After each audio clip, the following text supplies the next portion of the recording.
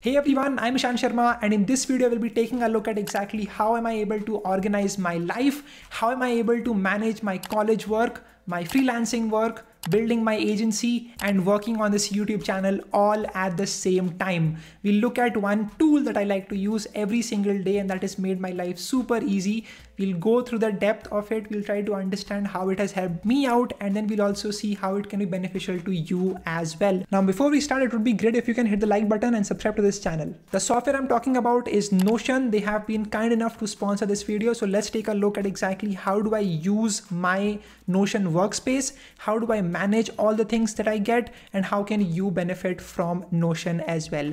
So let's get into my laptop right now. What you are looking at is my personal page, you can call it. It's important for you to understand that your brain is great at coming up with ideas, but it struggles to hold on to things.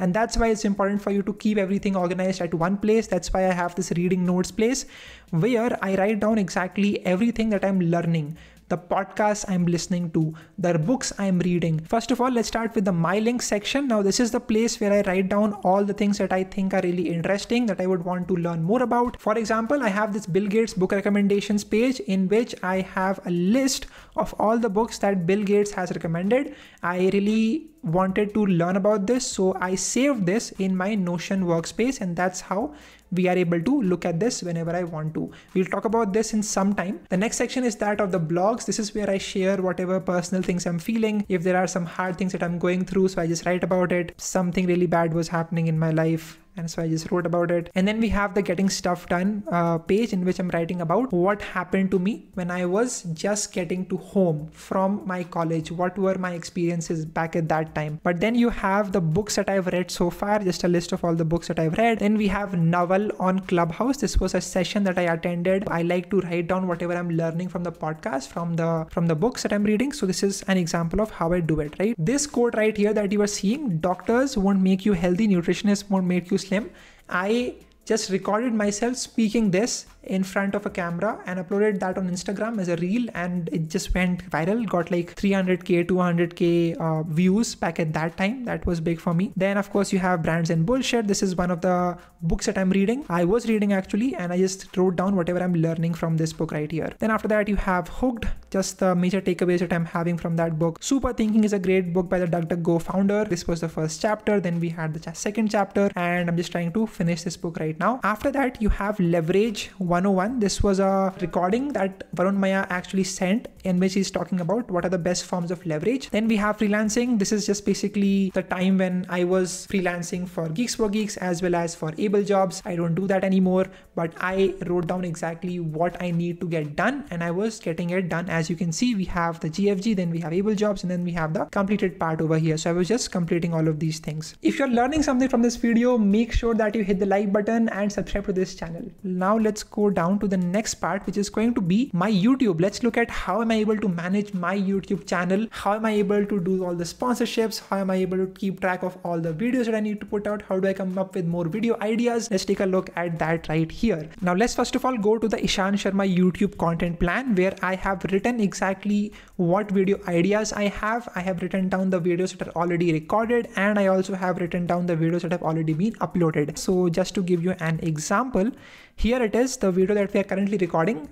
This is not just a video idea. We are currently recording it and it should be completed. This is the title that I have in mind for the video. Then after that, I have the points. I don't make a complete script for the video. I have general points. After that, I have written down the editor who will be editing this video. I recently got like a couple of people to edit my videos, but I also edit my videos myself sometimes when I'm not having much time left. Then we have the publishing date. When do I think that this video will be going live? Then we have the sponsor for this video, that is Notion right here.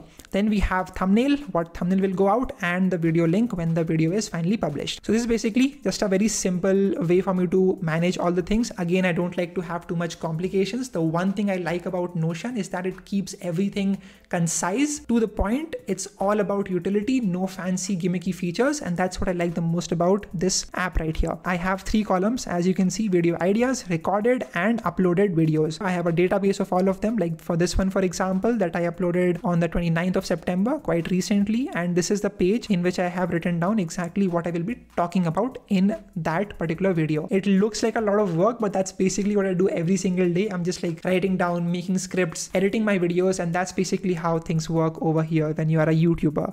Then you look at the sponsors. Let's take a look at what's happening over here. So this is a database that I've made for all the sponsors I've worked with, what type of sponsorship it was, what was the rate, is it completed or not, what is the publishing date, and then we have the video, and then we also have the script, which we will not be revealing the link of.